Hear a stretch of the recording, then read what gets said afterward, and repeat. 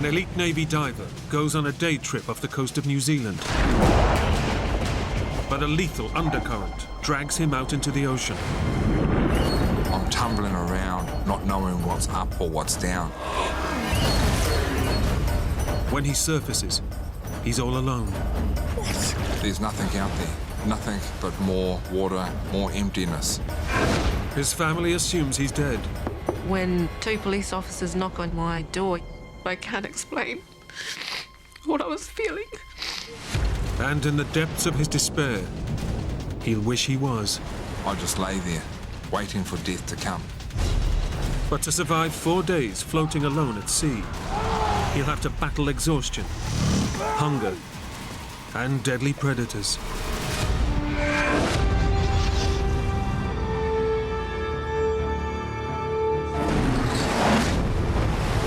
Come on, I'm down here! No, come back! Come back!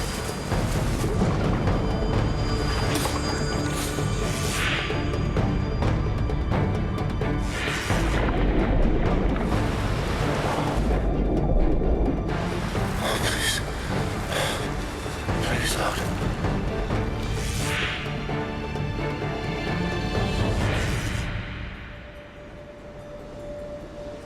It's February, late summer on New Zealand's North Island.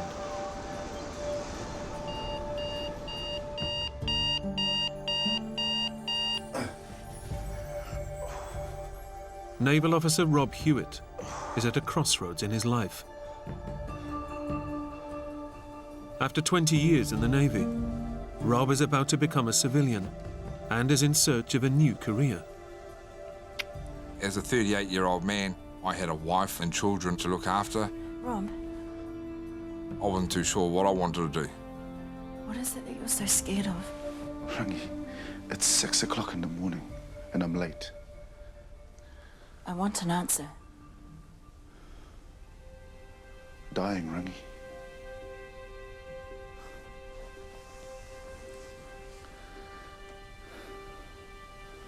Losing you. The kids. That's what I'm scared of.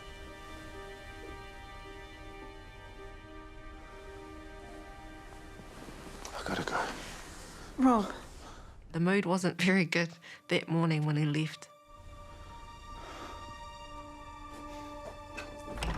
Life changed for me in a way that I wasn't quite ready for.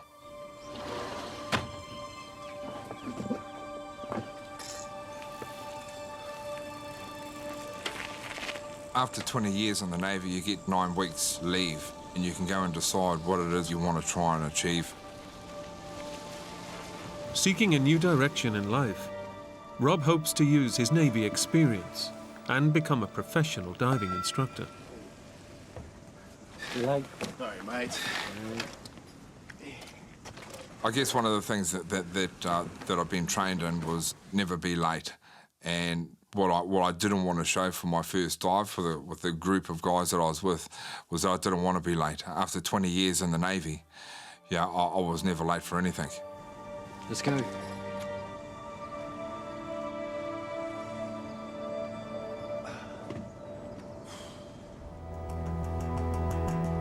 And for the first time, he's joined a civilian dive team for a crayfish hunt around the coastal island of Mana. As the boat heads to its first anchor point, Rob eats a light breakfast and looks forward to what he thinks will be the simplest dive of his life. I had dived more places in the world than what I had in my own backyard. Here I was diving over in Singapore, Afghanistan, Australia. As I'm on the boat heading out towards our first dive spot, I'm thinking it's a beautiful day. The water is clean and clear. This is too easy. The mood on the boat was one of excitement. There was some jovial laughing and jokes going on. Then the challenges start popping up. You know, how long can you stay under the water for? How big a crayfish can you get? Thought I'd better get in the water and show them how it's done.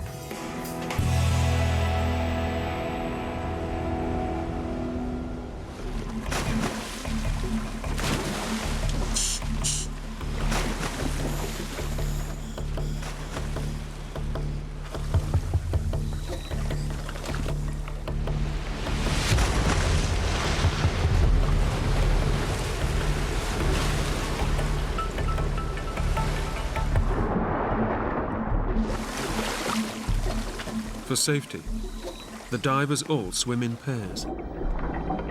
As Rob heads under the water with his diving buddy, he feels the familiar thrill of excitement. I remember when growing up as a child, I used to watch that program Aquaman, Man from Atlantis, and used to dream that was me.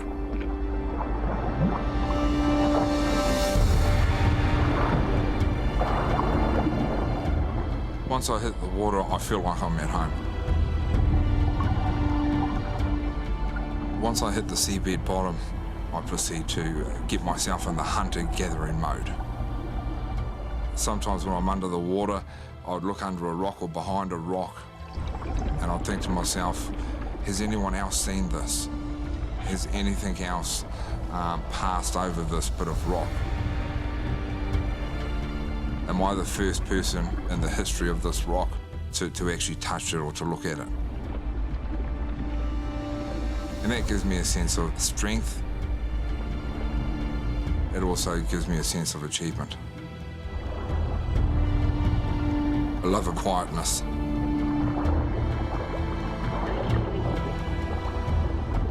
The only thing that I can hear is my heartbeat.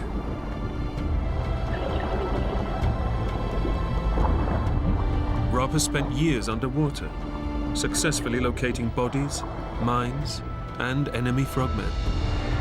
But finding crayfish proves surprisingly difficult.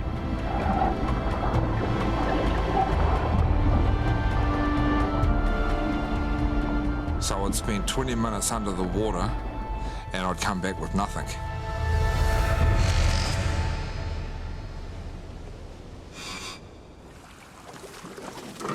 Last dive of the day, mate.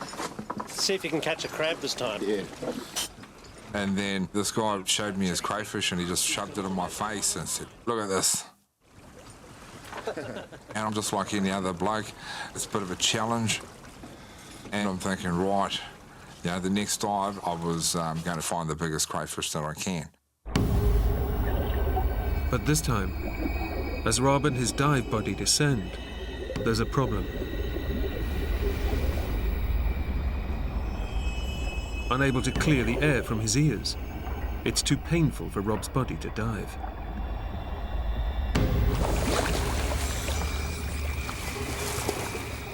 I felt gutted. There were 8 other divers under the water somewhere. Given his 20 years' experience as a Navy diver, Rob decides there's only one option: to dive alone. This is it. I'm going to come back with a sack full of crayfish and just show these guys that I'm the king diver. Rob's injured pride has clouded his professional judgment. Scuba diving is one of the most dangerous pursuits in the world. If he gets into trouble this far underwater, without a buddy, then there'll be no one to raise the alarm. As I'm swimming through the kelp and I push it aside, I see some sea urchins or kinna, and my wife and I love this stuff.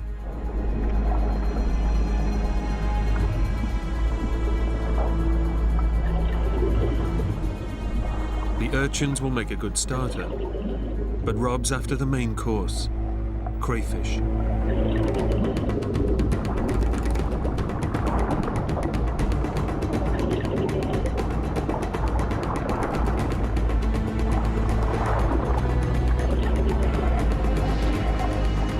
My instincts was to shoot off. Didn't care about the depth, I just shot straight after it. I start making my way through the kelp and the seaweed, looking around every nook and cranny.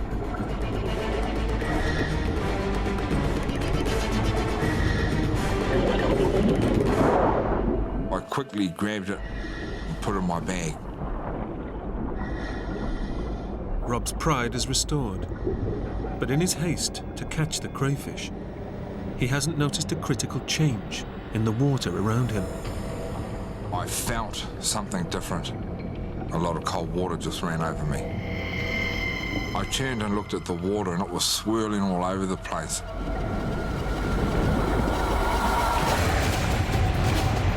Suddenly Rob's hit by a powerful rip current. A narrow channel of fast-moving water that instantly drags him away from the dive site. I'm tumbling around, not knowing what's up or what's down.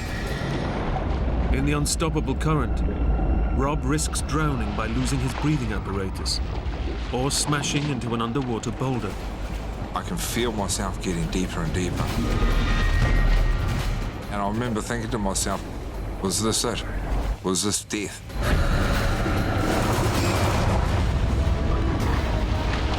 As I'm tumbling around, getting disorientated, it could have been a matter of seconds, or it could have been 2 or 3 minutes. Time had no value. The current is sucking Rob deeper and deeper. If he hits a rock, he'll be knocked unconscious and drown. My ears are starting to pop, and I'm finding it hard to breathe.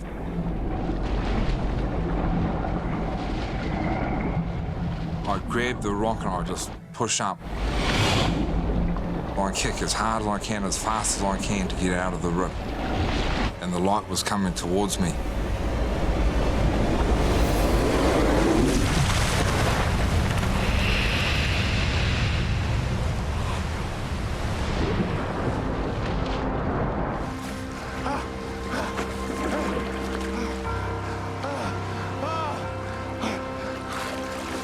Oh, thank God! I was saved. My train of thought was that I'd only be around about 45, 50 metres on the stern of the boat. But then I turned around and I couldn't see where the boat was. I did a 360-degree turn and then I couldn't believe how far I was away from the dive boat. In a matter of minutes, the current has pushed Rob nearly a kilometre from the boat. A proud Maori man with years of training behind him, he decides to swim back to the boat.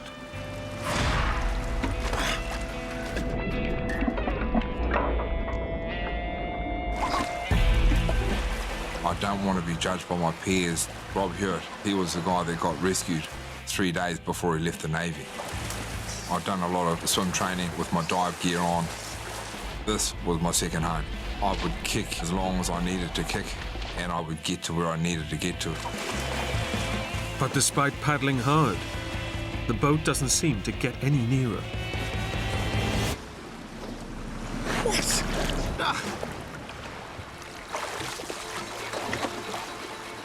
As I'm on the surface swimming towards the boat, every now and again I try and identify where the boat is. I can feel the current pushing me. I'm not making any headway. Dragged out into deep water, Rob is now in the grip of dangerous coastal currents that surge between New Zealand's North and South Islands. Help! Over here! I'm over here, boss! I yelled out as loud as I could. Help! Help! Over here! Help! Over here! But they couldn't hear me. They couldn't see me. Help!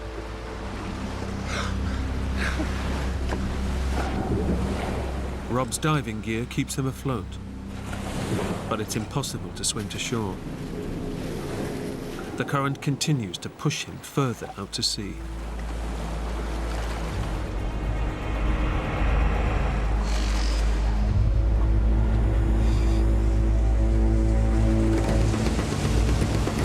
Rob's dive companions realize that there's a man lost and alert the Coast Guard. It seems like there's 2 to 3, 5 boats all looking.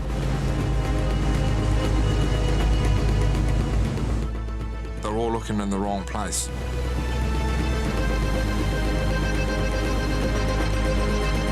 Less than half a metre above the surface, Rob's outline is easily hidden by the swell, and the rescuers have no idea he's being washed away by a current. I need to get rescued by anything or anyone just to get out of the water. But as minutes turn to hours, The coastal waters suck him away from the search area, away from land, and into the deadly Tasman Sea.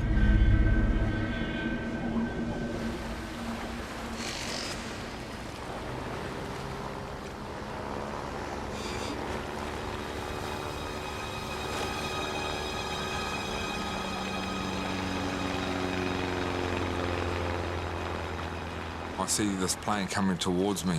Oh, yes, yes. My heart picks up. Down here! I think to myself that I can see the plane can see me. I'm going to be rescued. Down here!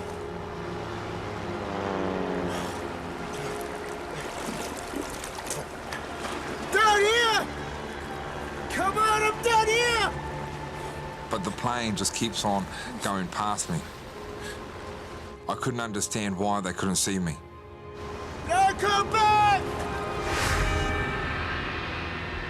From the air, Rob is just a speck in an unrelenting slab of grey.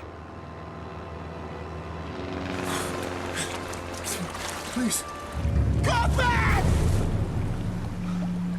As the plane flies away from me and it gets smaller and smaller, my heart drops.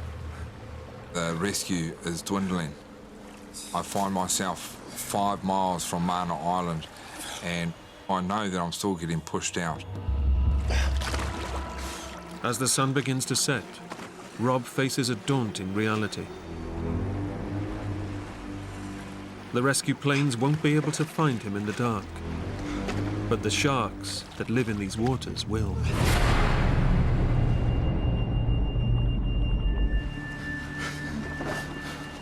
I look at the sunset. It's the most beautiful sunset that I've seen. It could be the last. I thought that I'd be rescued by now, but I still find myself out here. As the last light of day fades, Rob prepares himself for his first night in the ocean alone. He knows he will have to draw on all his diving experience if he is to make it till morning. This will be the sternest test he's ever faced. I don't know if I'm man enough to push through the night and survive. I don't know how to do that.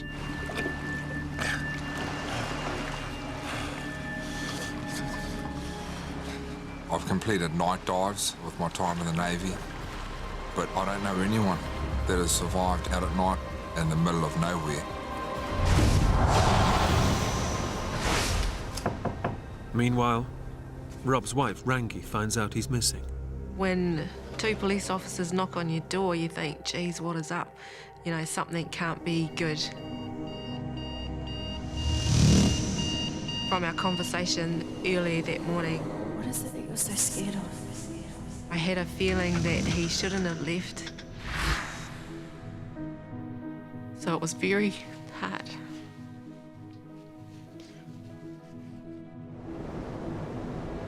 Alone in the sea, Rob faces the greatest challenge of his life. Make it through the night alive and pray for rescue in the morning.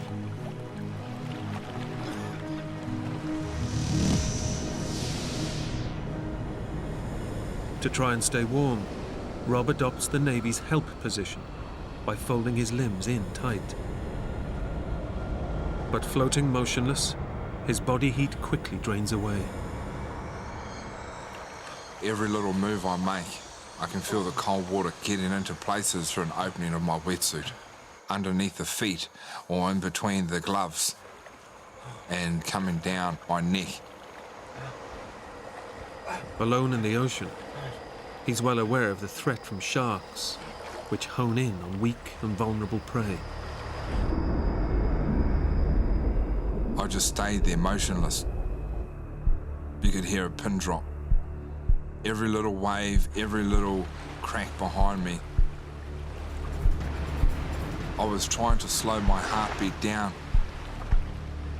because I didn't want it to make noise or vibration in the water because it might alert the shark. Please, Lord.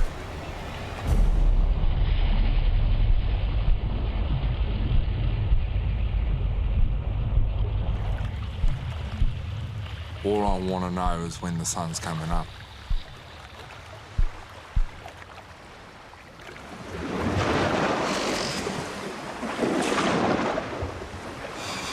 Thank God. Thank you. Miraculously, after 18 hours alone, Rob is still alive, and his hopes of rescue soar. When I saw the sun, I thought to myself, right, this is it. You're going to get out of this one. Please, help me. But as the sun got to about 10 o'clock, I'd seen no rescue effort.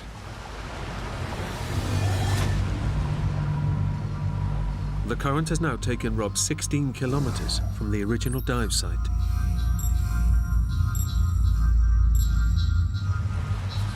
I felt abandoned.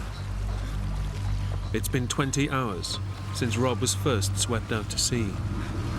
Alone and terrified, he's desperate to talk to someone or something. One of the things that I'd been told about being out at sea was that loneliness was going to kill you. But Rob is not entirely alone. Looks like it's just you and me then. Huh? I saw my crayfish that I'd caught. At this point in time, this crayfish was the closest friend that I had. I called him Tama. Even though I knew this was crazy land, you know, a crayfish can't talk back to me, but I'm having a conversation with this crayfish. So, buddy, what's your plans for the weekend?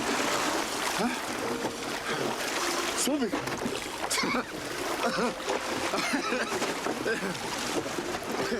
Swimming. He's a girl.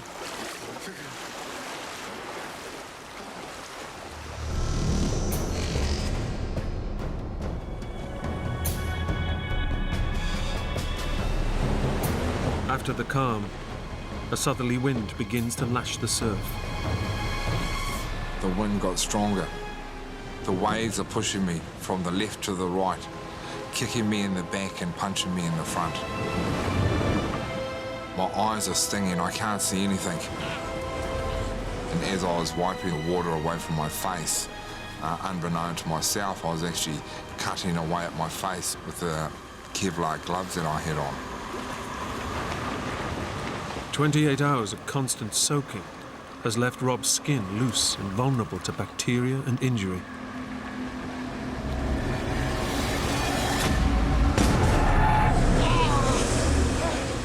I looked at my hand and it was translucent. The fingernails had started to come off.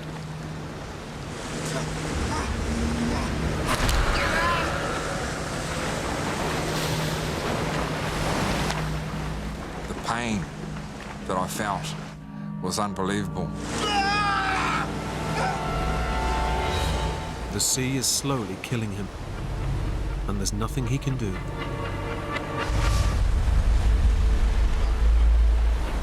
I started to vomit yellowy bile, the last ingredients in my stomach. Rob has had nothing to eat or drink since entering the water. I thought I'd hit rock bottom. I needed to try and figure out how to stop vomiting and to put something in my stomach. Rob's catch bag contains the seafood he caught yesterday, which could keep him alive. I grabbed my knife and cracked open my first sea urchin. I feel my body just grabbing all of the sustenance and energy out of it. Cracked the second one open. I shoved all of the guts and the roe down my throat, eating and licking away at the shell. I looked into my bag. I saw Tama sitting there, still flapping, still alive. Naming and talking to the crayfish has eased Rob's crippling loneliness. But the time for sentiment is over. Sorry, Tama. Sorry, man.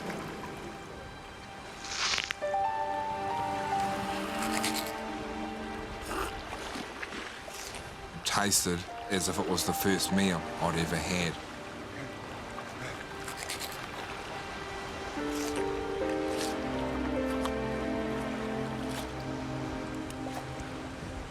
The feast has bought Rob more time.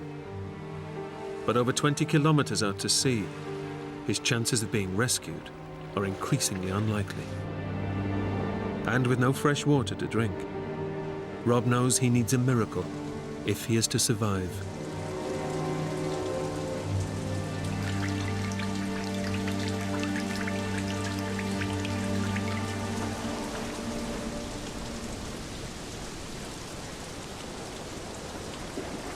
And just before the sun went down, it started to rain.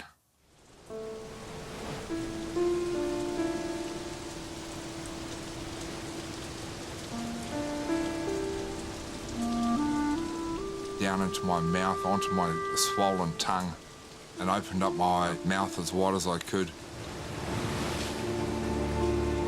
The fresh water that landed on my tongue and around my lips was unbelievably great.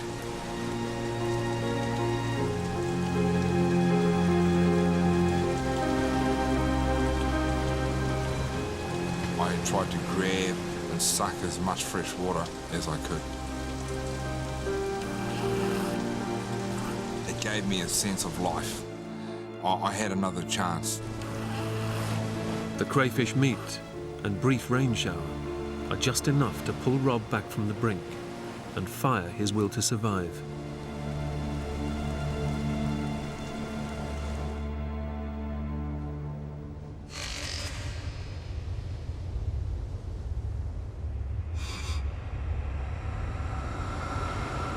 Back on land, Rob's wife Rangi feels drawn to the ocean that has swallowed him up. I walked out into the sea to be closer to Rob, basically, and I just wanted to put myself out there with him somehow, because I knew he was there somewhere, alive.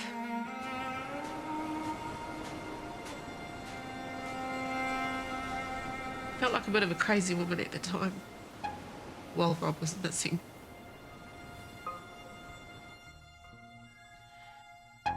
But the water was really warm and it felt really nice and calm. But I can't explain what I was feeling.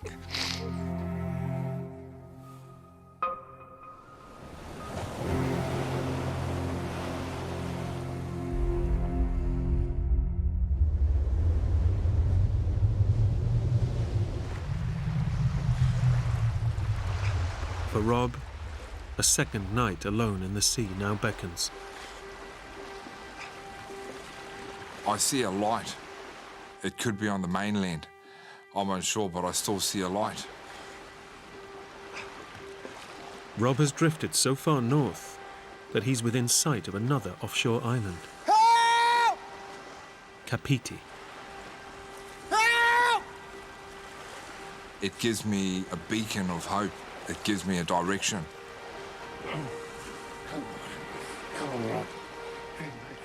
This is my chance to save my life. It's the first time the inescapable coastal currents have pushed him close to land, and he's determined to swim for it. If I died out in the ocean, I wouldn't have watched my son play football or rugby. I wouldn't go to my daughter's birthday or even give her away at her wedding. As I got closer to the island, it seemed like a mile and a half away. I was close, I could nearly touch it, I could nearly smell it.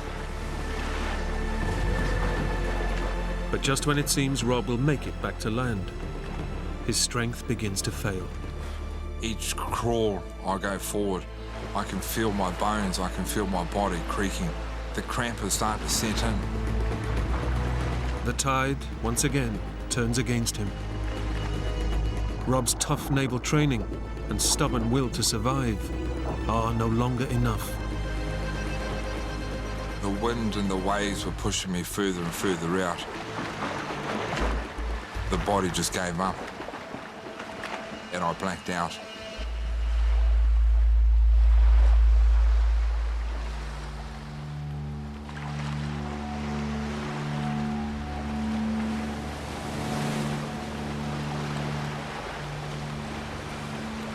I woke up further away.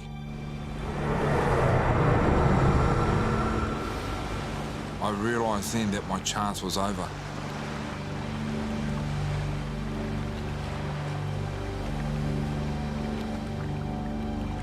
It's the final straw. 40 hours after the nightmare began, the current is now dragging him back out to sea. There's nothing out there, nothing but more water, more emptiness. This is it. I'm spent, I'm gone. I'd tried everything. I'd swum as far as I could, ate what I could, drunk what I could. Now, I just lay there, waiting for death to come.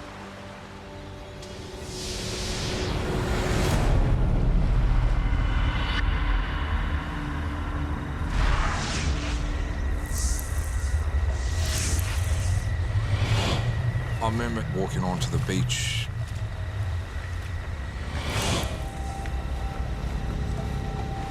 Going into a local shop.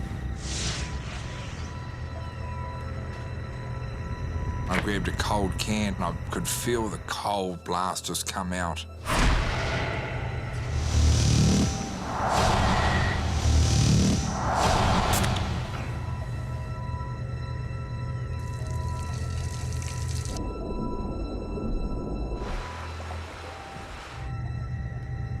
Then next thing I knew, here I was back in the water.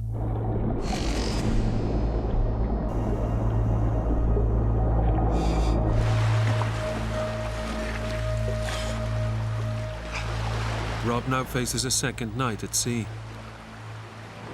Throughout the night, I was thinking how I'd live my life. What ifs? What if I hadn't gone for an extra crayfish? What if I hadn't dived on my own? I was also thinking about my children and about my wife, about how I could ask for their forgiveness.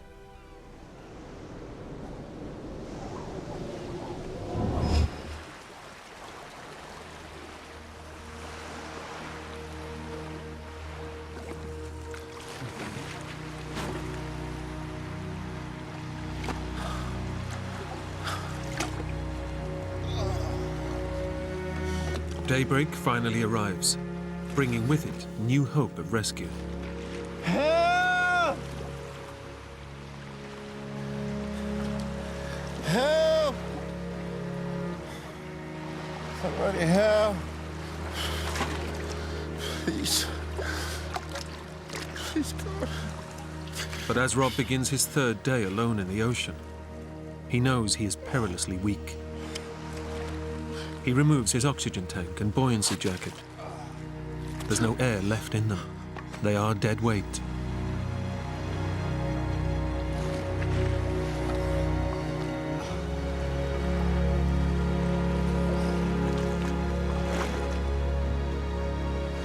His thick wetsuit still keeps him afloat, and with clear skies above, he feels a glimmer of hope returning. The weather on the third day was beautiful. It gave me hope that I'd be rescued.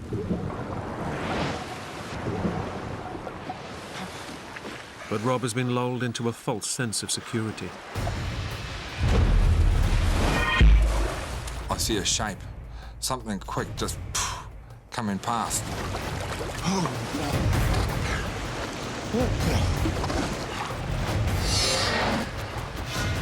I don't know what type, but a shark's a shark. I grabbed my knife out.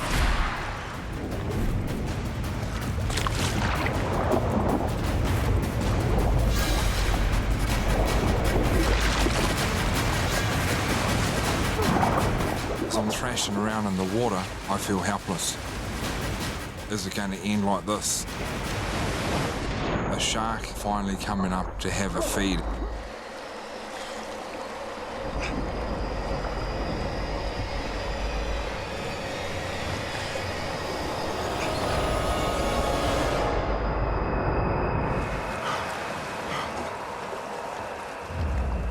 I just stayed there motionless. 2 minutes was 5 minutes. The next minute was an hour. I was still there. As the day goes on, it isn't sharks that threaten his life. The bright sunshine that Rob thought would bring out more rescue teams is slowly cooking him alive.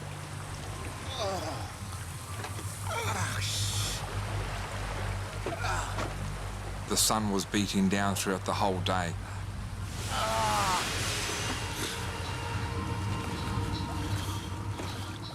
I feel toasted. My face felt swollen. My tongue was swelling.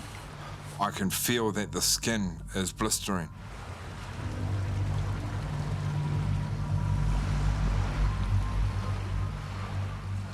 All of the cuts and the scars along my face were starting to bake.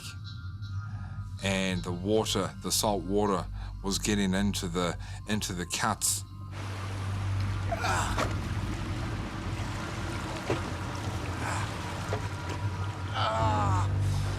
Here I was, thanking God for a beautiful day. But this beautiful day would bring me pain. In normal conditions, the human body can go 3 days without water, but that's vastly reduced in the ocean. Having drunk only a few drops of rainwater, Rob is dying of dehydration. The relentless sun only makes it worse. There was only one place for me to hide, and that was under the water.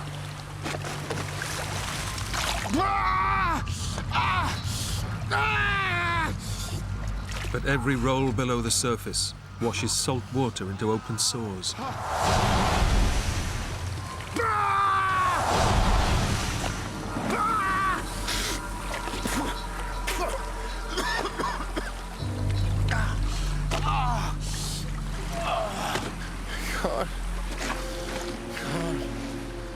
I could hardly breathe. Please, God. He's seen no sign of rescue for 3 days. And if the sharks don't kill him, lack of water certainly will. He can either wait for a slow and agonizing death, or take things into his own hands. I feel like I just had a gutful of the torture. I just felt like it was my time just to say goodbye to everyone and everything. Dear God. Look after my family.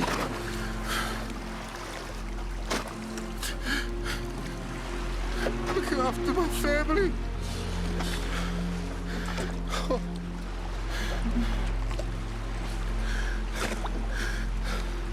Rangi.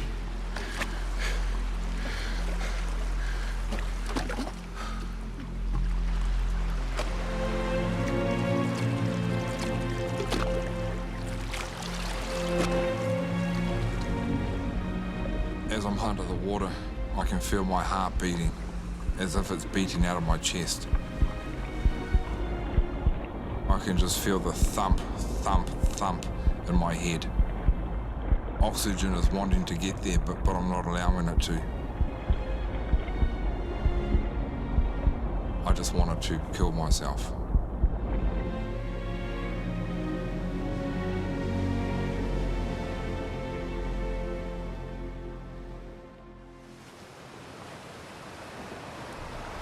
After 3 days of drifting miles out to sea with no sign of rescue, he decides to drown himself and bring his suffering to an end.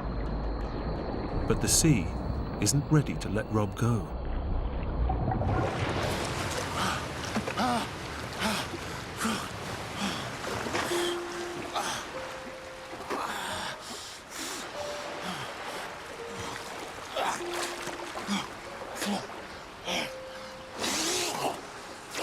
When I came to, I felt gutted. I couldn't even kill myself properly.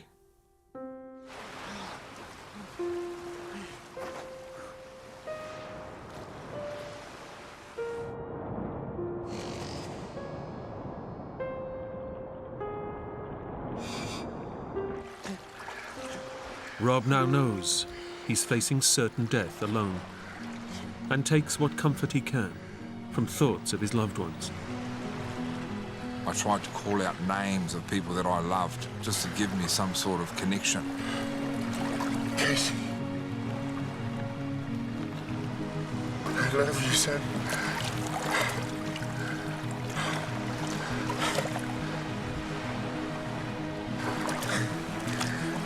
Fire.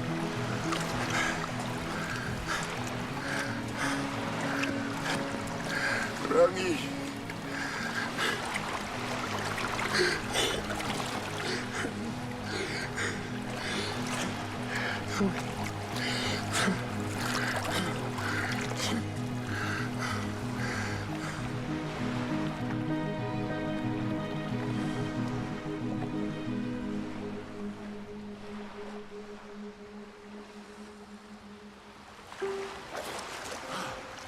Rob has now drifted over 60 kilometers. Ironically, the ocean current that pushed him north switches and drives him back towards the dive site. But approaching a third night in the water, Rob is too weak to notice. I thought to myself, well, if I wake up in the morning, I'll wake up. If I don't, I'll be with my grandparents.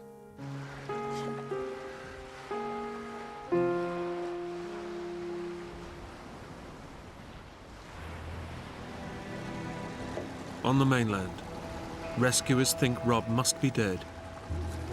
But his wife, Rangi, refuses to believe he's gone and calls to her Maori ancestors with an offering. Tangaroa hoki mai toku whaia ko. Tangaroa hoki mai toku whaia ko. Tangaroa hoki mai toku whaia ko.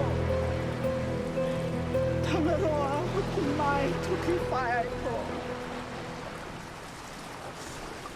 Tangaroa hoki mai toku whaia ko. Tangaroa hoki mai toku whaia ko. Tangaroa hoki mai toku whaia ko.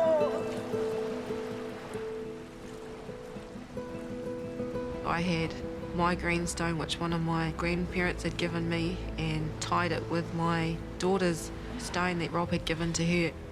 While I was doing that, I was doing a calling out to my ancestors to return him back to us.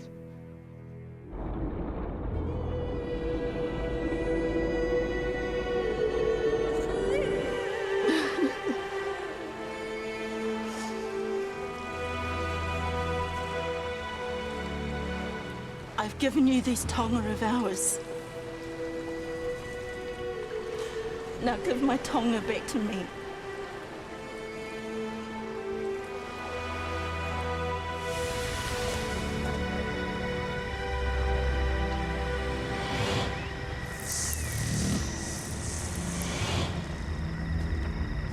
Rangi's prayers may be too late.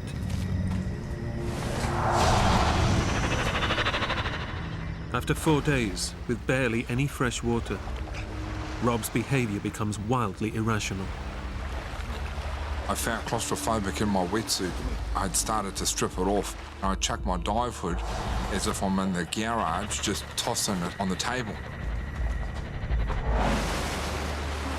The insulating layers of rubber are the only thing preventing him from dying of hypothermia.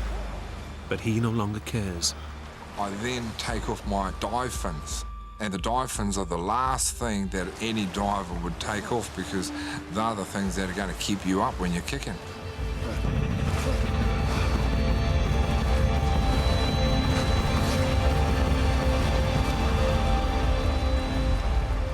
Nearly 75 hours since he first dived for crayfish, Rob is unaware that the ocean current has deposited him back where he started, near Manor Island. And he's ditched all the gear that has kept him afloat and alive.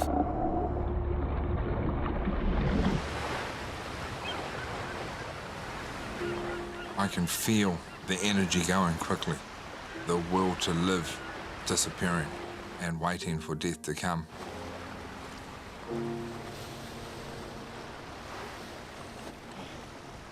All I can see is a white fluffy cloud just sitting there. I was sad for my children, my family. No one would have known that I at least tried to stay alive for 3 days. Tried to stay alive for them. But all I'm worried about and concentrating on is that cloud.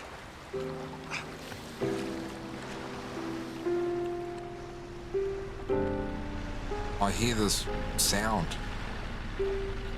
And I see this thing in my peripheral vision. Is it the sound of death?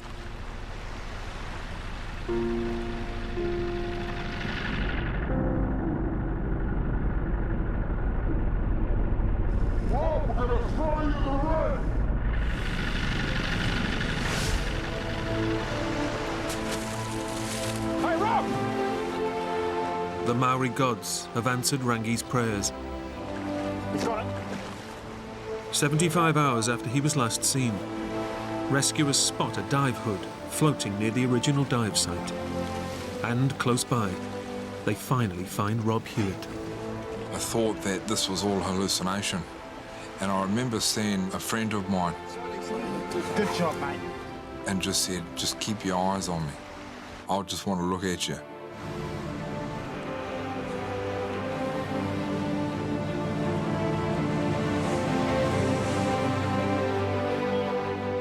Rob was rushed to hospital, suffering from extreme hypothermia, chronic dehydration, sea lice and sunburn. He'd lost nearly 10 kilos in weight. 14 months later, my wife and I had a daughter called Rangi, which means the awakening. Rob finally retired from the Navy. He now works as a diving instructor in the very waters that so nearly took his life. I'm happy and I'm alive, and that's what really counts.